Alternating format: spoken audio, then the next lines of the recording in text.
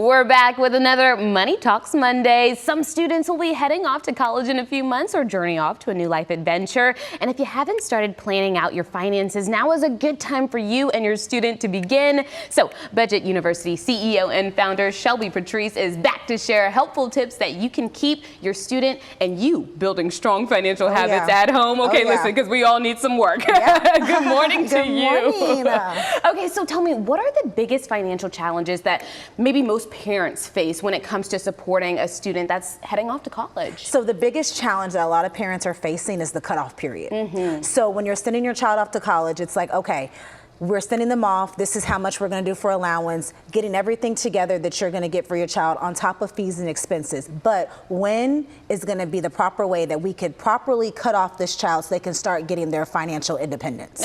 Never. If you're listening, Dad, never. No, I'm just kidding. But some parents, they start saving when their child is just a baby, even before. Some people start when they're still pregnant. You know what I mean? So is that always the case for people, or do you think that's a good idea? And if someone didn't do that, what advice would you have for them? Yes, so there's so many plans out there, okay? And there's no max and there's no minimum to put in there. You have the 529 plans out there. You have the Gerber baby plans out there. Fidelity has a plan. So many financial institutions have plans where you can actually just start saving for your child's financial future. Me being from Miami, there was a Florida prepaid plan, and my parents put in there monthly.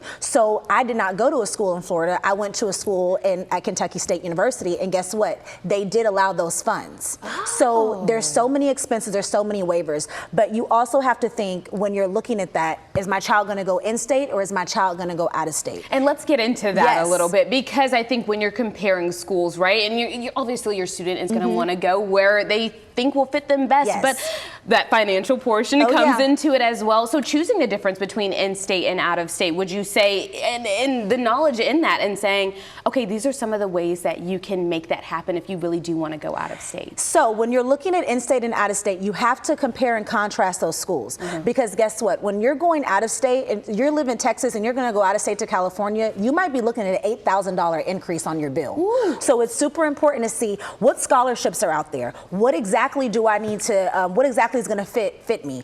What's the graduation rate? If I'm really going to go up 8K, what is the graduation rate? Are my SAT scores even valid? Like, are you going to be a good fit? Because that right there is going to add on to your payments afterwards. Make sure that the money's worth it. Exactly. Make sure that it's worth it. But for your in-state schools, you know, you have scholarships, and a lot of schools have to go by data. We need a certain amount of out-of-state students. We need a certain amount of in-state. We need to give back to our community. So look and see where waivers are and how much it's going to cost. And of course, get those scholarships. Apply for those scholarships. Those grants, honey, those are your best friend, okay? Now, we've been talking about student loans, right? And they are a big reality. It's been in the news all over the place, right? And so my next question is, how early should students really be thinking about repaying those student loans back? Because obviously you don't want to think about it in the 4 years that you're doing life is lifing right now, you know what I mean? And that conversation might need to be had earlier. It definitely needs to be had earlier, because what you can do is that you can see how much is this going to cost me for the full 4 years, whatever program you're going to. For example, criminal justice, I'm going to go for 4 years. This adds up. The conversation has to be had, because when you start doing those applications, FAFSA and stuff, okay, is this what I'm going to take out? And we always tell our students, take out what you need. If your tuition is $10,000 for that semester, don't take out $20,000, because now you gotta pay that back. And you don't want it to look like you took out 8 credit cards or 8 accounts, you know, when it's time to start paying that stuff back. So you want to see what that is. You want to calculate the interest rates.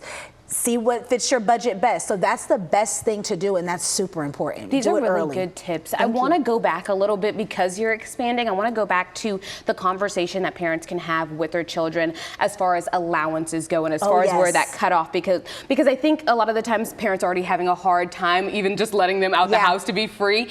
That giving them that financial freedom can also be very difficult. How do you start that conversation? So, you know, the conversation starts with schoolwork. Okay, so when you're really doing your finances, First of all, let's go to time management. Time management is going to be with your studies. Freshman year, you're getting a feel of things. Okay, 12 credit hours. Don't go to 18 or 21 credit hours. Let's start off with 12. What's your studying cycle like? Where do you see your free time? Are you bored? Okay, now you can do a work study. How much are those checks coming out to? Do you see a little spending money? What is it coming out to? You know what? Okay. This is your first paycheck. You know what you can start doing? Let's give you your cell phone bill. So once you start the cell phone bill, okay, cool. Then the kids are, well, I want to move off campus. Oh, okay. So now that we're grown, we have rent, we have bills, we have cell phones, you know? We have to put gas in our car. We got to get oil changes. So then you just start branching off, do it yourself. See what you have first for that, and then just start cutting your child off. That's what my parents did, right? There you go. So then after that, now they're learning time management and they're learning money management skills. You know what? Just gently push them into it, gently right? assign each bill. Okay, let's start doing your cell phone bill. Okay, let's start doing your oil changes every 3 months. And they're gonna see, this is really a bill. These are great tips this morning. I'm sure all of our parents are listening. And next week, Shelby will be back because she's going to be covering how to make smart financial choices. And that's something we can all learn a little bit from. So Shelby, thank you for being here Thanks again for having me on this Monday.